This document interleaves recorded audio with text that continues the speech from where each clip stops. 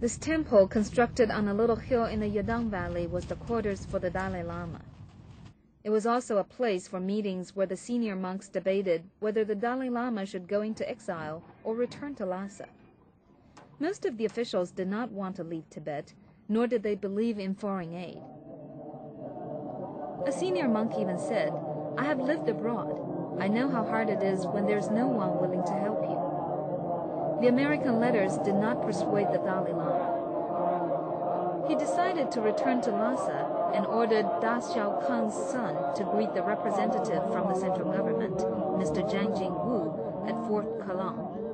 Mr. Zhang Jingwu was going to Yadang via India to meet the Dalai Lama.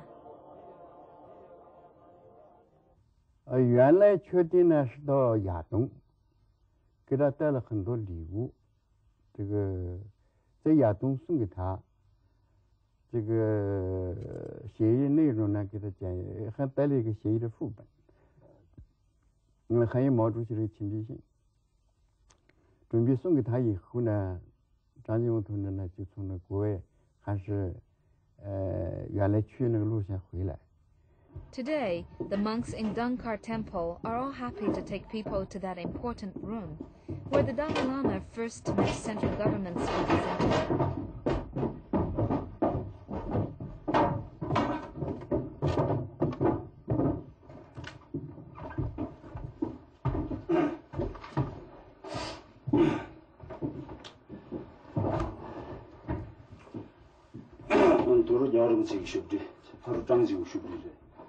직동고 경합주 마실로라 장주 말이야 야와 유니 들려 편에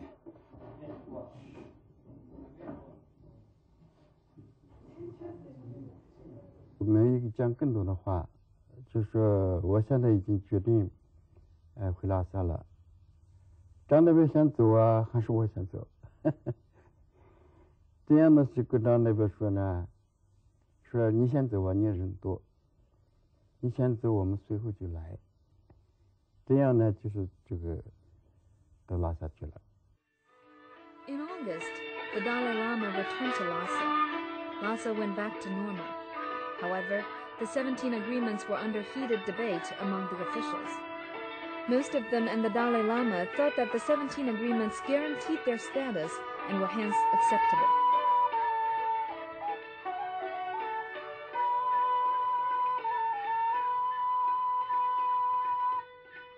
On October 29th, the Dalai Lama sent an official telegram to Chairman Mao Zedong expressing his endorsement of the agreements.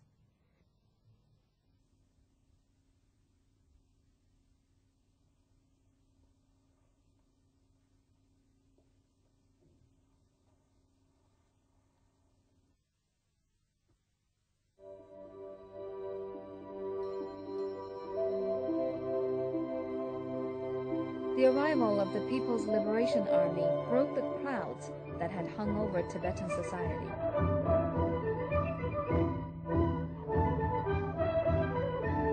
The Panchen Lama, who had stayed for many years in inland China, returned to Tibet and reconciled with the Dalai Lama.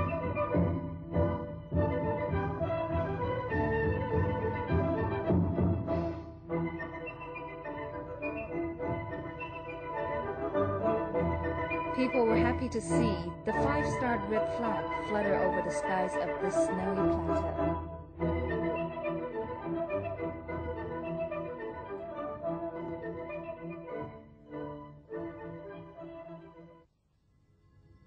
According to the agreements for peaceful liberation of Tibet, nothing was changed of the feudal slave system practiced in Tibet. It's a theocratic medieval social system. The production tools and the production styles were extremely backward, and the labor and production efficiency extremely low. In the Lhasa River Valley, with its mediocre natural conditions, the harvest of barley was only 8 to 10 times the amount of the seeds planted. Under such circumstances, the ranch economy, which highly concentrated both land and labor, made it easy for the ruling class to grow wealthy. That's why wherever the Kashag government's power could reach, nearly all the land belonged to the ranches, and the ranches belonged to the temples, the nobles, or the Kashag government. They're termed the 3 major masters in Tibetan tradition. Most of the common people were forced into the ranch system as serfs and performed collective labor.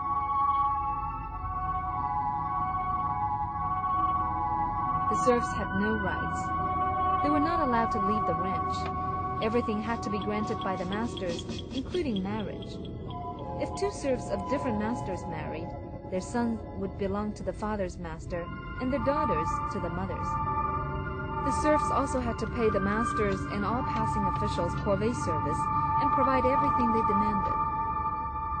Because of the low productivity, the three major masters had to increase taxes to satisfy their extravagant appetites. The serfs had to give away most of what they grew to their masters, leaving little for themselves and their families. In the theocratic era, the application of law by the Tibetan Kashag government was largely random. Mixed common laws were often used, which included Buddhist canons, ancient laws, and rules written by the three major masters. In the various laws as the legal basis of Old Tibet, human beings were divided into 3 classes and 9 castes. In the chapter of Cost of Human Lives, the lives of the highest caste were invaluable, while the price of the lives of women and butchers in the lowest caste was a straw rope. Private torture was common. Beneath the Potala Palace is the prison for the old Tibetan government. The most horrifying was the Nansasha prison in Lhasa City. The scenes here are reminiscent of the religious courts of Europe or places like the London Tower or the Bastille.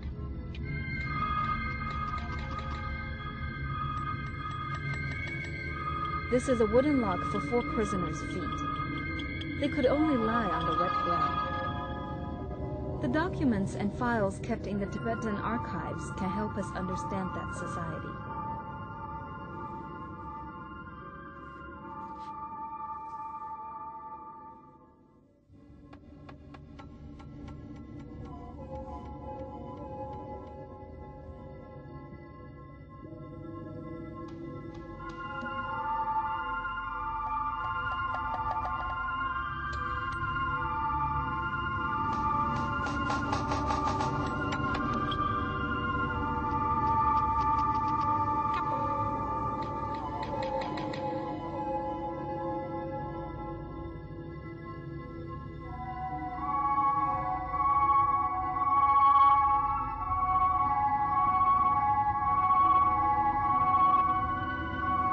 Punishments in Old Tibet were cruel.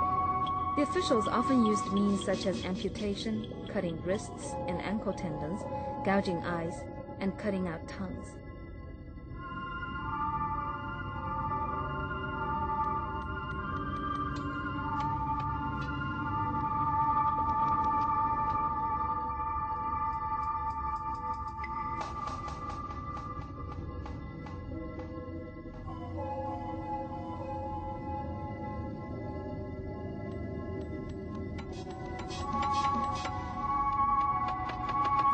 The Tibetan prisons did not provide food. The prisoners walked along the streets in chains and begged. This was witnessed by visitors from around the world. Naturally, the central government officials who witnessed this wished to change the cruel system. However, according to the 17 agreements, they could only wait for the autonomous reform of the local Tibetan government led by the Dalai Lama. Nonetheless, the peaceful liberation brought new life to Tibet in the 50s. Some of the young men and women in the upper class formed patriotic youth unions and patriotic women's federations to study and publicize the 17 agreements. New power stations were built and the first elementary school was founded in Lhasa. The country opened new stores and the prices for Tibetan necessities such as salt, tea, cotton, and silk were lowered across the board. To relieve the Tibetan people of their burden and also to improve production techniques in Tibet, the PLA developed wasteland into model farms. These farms absorbed the poor tramps and paupers and taught them new labor techniques. In the early 50s, change came to Tibet, which brought hope and joy.